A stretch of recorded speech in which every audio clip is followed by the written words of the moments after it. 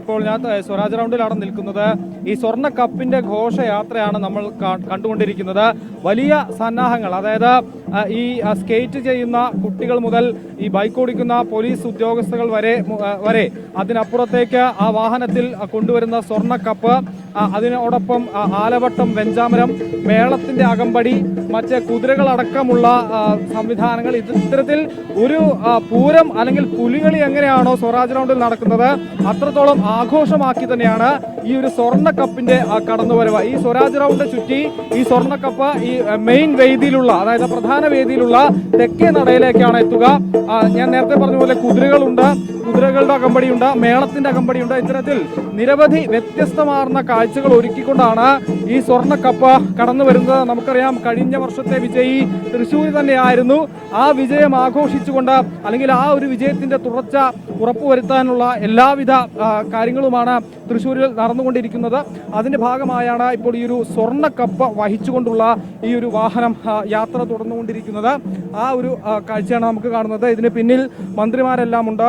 മന്ത്രി കെ രാജൻ അടക്കമുള്ള, മന്ത്രി ശിവൻകുട്ടി അടക്കമുള്ള എല്ലാവരും വാഹനത്തിന് പുറകിൽ, ഈ ഒരു ജാഥയ്ക്ക് പുറകിൽ വരുന്നുണ്ട്. നമുക്ക് അവരോടുകൂടി ഒന്ന് ചോദിക്കേണ്ടതുണ്ട്.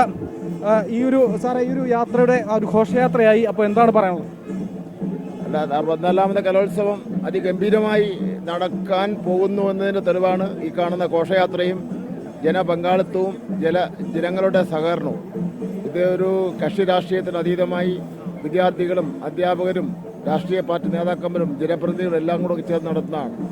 14,000 വിദ്യാർത്ഥികളാണ് പങ്കെടുക്കുന്നത്.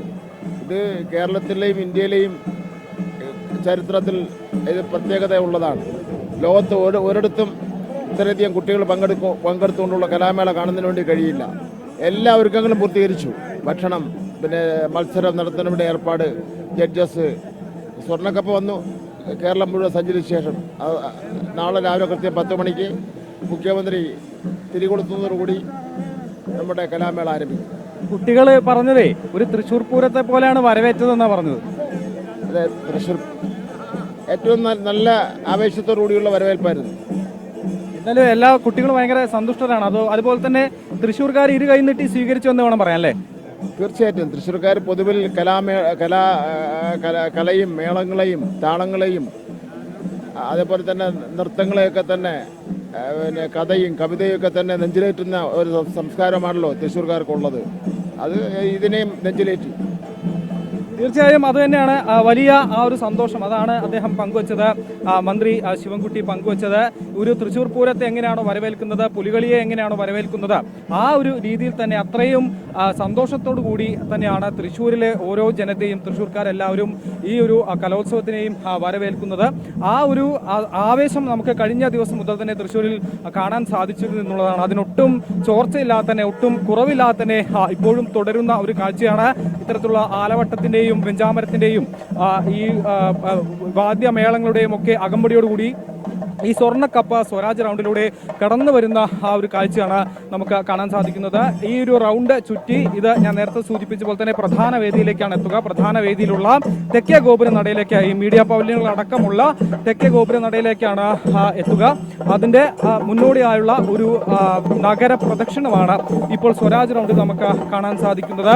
സ്വർണ്ണ കപ്പുമായി സഞ്ചരിക്കുന്ന വാഹനങ്ങൾ, അതിനോടൊപ്പമുള്ള ഈ ഒരു മറ്റ് സംവിധാനങ്ങൾ, മേളവും അതുപോലെ കുതിരകളും ആലവട്ടവും വെഞ്ചാമരവും ഒക്കെയായി സ്കൂൾ കുട്ടികളിലും എല്ലാവരുമായി വലിയ രീതിയിലുള്ള ഒരു ആഘോഷമാക്കി തന്നെയാണ് ഈ ഒരു റൗണ്ടിൽ, ഈ ഒരു സ്വരാജ് റൗണ്ടിൽ ഇപ്പോൾ ഈ ഒരു സ്വർണ്ണക്കപ്പ് സഞ്ചരിച്ചു കൊണ്ടിരിക്കുന്നത് എന്നുള്ളതാണ്. നേരത്തെ മന്ത്രി സൂചിപ്പിച്ച പോലെ തന്നെ എല്ലാ ഒരുക്കങ്ങളും പൂർത്തിയാക്കിയിട്ടുണ്ട്. ഒന്നും ഇനി ബാക്കിയില്ല എന്നുള്ളൊരു കാര്യമാണ് പറഞ്ഞത്. സ്റ്റേജ് അറേഞ്ച്മെന്റ്സ് ആണെങ്കിൽ പോലും കുട്ടികൾക്കുള്ള ഭക്ഷണവും താമസവും ഒക്കെ എല്ലാം കൃത്യമായ രീതിയിൽ തന്നെ സ്വീകരണം. കുട്ടികൾ പറഞ്ഞത് ഒരു തൃശ്ശൂർ പൂരം കണ്ട പ്രതീതിയാണ്. അത്രത്തോളം ആവേശത്തോടെയാണ് ഒരു സ്വീകരണം ലഭിച്ചത്. അതായത് കുടമാറ്റവും പുലികളിയും ചെണ്ട മേളവും ഒക്കെ ആയി ഉള്ള ഒരു സ്വീകരണം ഇത് ആദ്യമാണ്. ഇത്തരത്തിലുള്ള ഒരു അനുഭവം ആദ്യമാണ്. ഒരു പൂരം കണ്ട പ്രതീതിയാണ് എന്നുള്ളതാണ് കുട്ടികൾ രാവിലെ ഈ ഒരു സ്വീകരണത്തിന് ശേഷം പങ്കുവച്ചത്. ഇതിന് സമാനമായി തന്നെയാണ് ഇപ്പോഴും തുടർന്നുകൊണ്ടിരിക്കുന്നത്. അതായത് വാദ്യമേള ഘോഷങ്ങൾക്കോ ആഘോഷങ്ങൾക്കോ ഒന്നും യാതൊരു കുറവും വരുത്തിയിട്ടില്ല സംഘാടകർ എന്നുള്ളതാണ്. തൃശ്ശൂർ പൂരവും പുലികളിയും ഒക്കെ നടക്കുന്നതിന് സമാനമായ രീതിയിൽ തന്നെയാണ് ഇപ്പോൾ ഈ ഒരു സ്വർണ്ണക്കപ്പ് ഘോഷയാത്രയും സംഘടിപ്പിച്ചിരിക്കുന്നത്. തൃശ്ശൂർ റൗണ്ടിൽ ആളുകൾ ഇറങ്ങി വലിയ ആഘോഷത്തോടുകൂടി ചെണ്ടമേളത്തിന്റെയും ഈ വാദ്യഘോഷങ്ങളുടെയൊക്കെ അകമ്പടിയോടെ ഈ ഒരു സ്വർണ്ണക്കപ്പ് കൊണ്ടുപോകുന്ന ആ ഒരു ദൃശ്യങ്ങൾ തന്നെയാണ് ഇപ്പോൾ നമുക്ക് കാണാൻ സാധിച്ചത്. നേരത്തെ മന്ത്രി പറഞ്ഞു അതാണ്, ഇത് തൃശ്ശൂർക്കാര് എല്ലാം വരവേൽക്കുന്നു, അല്ലെങ്കിൽ എല്ലാം ഇരുകൈയും നീട്ടി സ്വീകരിക്കുന്നു, ആഘോഷമാക്കുന്നു. അത്തരത്തിലുള്ളൊരു ജനതയുള്ള സ്ഥലമാണ് തൃശ്ശൂരിലെല്ലാം പൂരമാണ്, എല്ലാം ഉത്സവമാണ്. അങ്ങനെ ഈ ഒരു കലയും ഈ കലോത്സവവും അതൊരു ഉത്സവമാക്കി മാറ്റാൻ തൃശ്ശൂർക്കാർക്ക് സാധിക്കും. അതിന് അവരുടേതായിട്ടുള്ള ജനപങ്കാളിത്തം, അവരുടേതായിട്ടുള്ള താല്പര്യങ്ങളെല്ലാം നൽകിയിട്ടുണ്ട്. ഇരു കൈയും നീട്ടി സ്വീകരിക്കുകയും ചെയ്യും. അതുകൊണ്ട് തൃശ്ശൂരിൽ കലോത്സവം വയ്ക്കുമ്പോൾ മറ്റ് ഭയപ്പെടേണ്ട ആവശ്യമില്ല. കാരണം കലയെ അത്രത്തോളം സ്നേഹിക്കുന്ന, കലയെ അത്രത്തോളം ആസ്വദിക്കുന്ന ഒരു ജനതയുള്ള സ്ഥലമാണ് തൃശ്ശൂര്. അതുകൊണ്ട് തന്നെ ഇരു കൈയും നീട്ടി ഈ കലോത്സവത്തെയും അവർ സ്വീകരിക്കും, അവർ വരവേൽക്കും. അതിൽ യാതൊരു സംശയവുമില്ല എന്നുള്ളതാണ് മന്ത്രിയടക്കം പറഞ്ഞത്. അതുകൊണ്ട് അത്തരത്തിലുള്ള ഭയമൊന്നും വേണ്ട. എല്ലാം കൃത്യമായി തന്നെ സജ്ജീകരിച്ചിട്ടുണ്ട്. ഒന്നിനും ഒരു കുറവും വരുത്തിയിട്ടില്ല. കുട്ടികളുടെ താമസമാകട്ടെ, ഭക്ഷണമാകട്ടെ, അതെല്ലാം കൃത്യമായ രീതിയിൽ തന്നെ സംവിധാനപ്പെടുത്തിയിരിക്കുന്നു. മാത്രമല്ല പ്രധാന വേദി അടക്കമുള്ള വേദികളെല്ലാം തന്നെ കൃത്യമായി തന്നെ ഒരുക്കിയിരിക്കുന്നു. അതിലൊന്നും യാതൊരു ബുദ്ധിമുട്ടുകളും ഉണ്ടായിട്ടില്ല. സംഘാടകരുടെ ഭാഗത്തുനിന്നും നല്ല രീതിയിലുള്ള പ്രവർത്തനമുണ്ടായിരുന്നു, തുടർച്ചയായ പ്രവർത്തനമുണ്ടായിരുന്നു. അകമഴിഞ്ഞ സഹായമാണ് കോർപ്പറേഷനും അതുപോലെ മറ്റ് ബന്ധപ്പെട്ട അധികൃതരും ജില്ലാ കളക്ടറും അടക്കമുള്ള ജില്ലാ ഭരണകൂടവും അടക്കം നൽകിയതെന്നും മന്ത്രി പറഞ്ഞിട്ടുണ്ട്.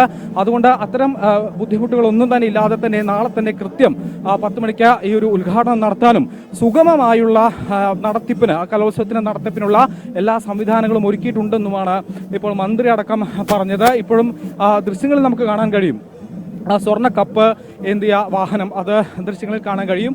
അല്പസമയത്തിനകം, അതായത് ഈ ഒരു റൗണ്ട്, സ്വരാജ് റൗണ്ട് വലയം വെച്ച ഇത് നേരെ മെയിൻ വേദിയുടെ അരികിലേക്കാണ് പോവുക. എന്തായാലും വളരെ സുസജ്ജമാണ്. ഞാൻ രാവിലെ മുതൽ പറഞ്ഞ കാര്യമാണ്. അതായത് ഒന്നിനും ഒരു കുറവും ഇതുവരെയും വരുത്തിയിട്ടില്ല. കൃത്യമായി തന്നെ സംഘാടനം അത് ചെയ്തിട്ടുണ്ട്. ഇനി ഇത് ആരംഭിക്കുക എന്ന് മാത്രമാണ് ബാക്കിയുള്ള ലക്ഷ്യം. അതുവരെയുള്ള എല്ലാം പൂർത്തീകരിച്ചിട്ടുണ്ട്.